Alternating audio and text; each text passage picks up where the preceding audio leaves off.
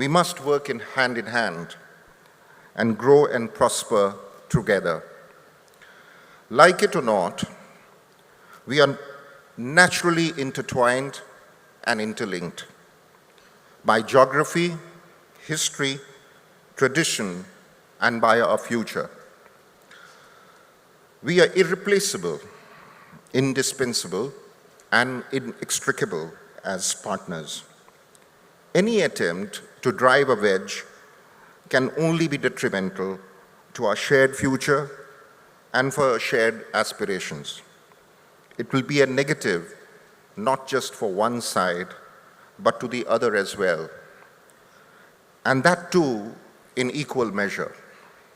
We must therefore transcend old mindsets, overcome past hesitations, and actively work together for our shared goals, objectives, and aspirations.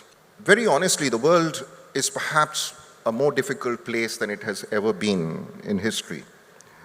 It is moving and changing at an unprecedented pace and scale and complexity. The Indo-Pacific today is the center of activity.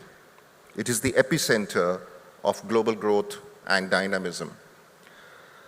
If one looks at the G20, the top 20 economies of the world, there are many more Indo-Pacific economies in the list than there were a few decades ago. Many global experts predict that India could emerge as the second largest economy as early as 2050. Not surprisingly, therefore, our Prime Minister has set a target to make India a developed nation by 2047, when we will celebrate our 100 years of independence. So India is clearly emerging as a key player in this ongoing rebalancing. Our share of the global GDP growth too is rising exponentially. Sri Lanka, as our closest maritime neighbor, has an obvious opportunity in this context to plug into the regional growth engine, that is India, and then leverage it to rebuild its own growth and prosperity. The ongoing rebalancing has also led to a world where it is increasingly the G20 and not the G7 that matters when it comes to global growth, maintaining global order, and addressing global issues and challenges. The ongoing shifts in global order also implies that traditional institutions that had managed the global order are increasingly inadequate to deal with them.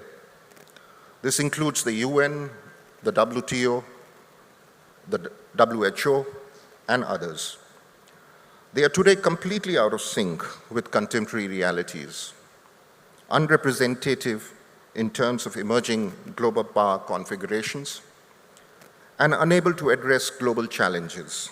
A connectivity corridor between India and Sri Lanka, therefore, can open doors to Sri Lanka to connect with the rest of the world and to access markets and opportunities beyond India that are presently not leveraged.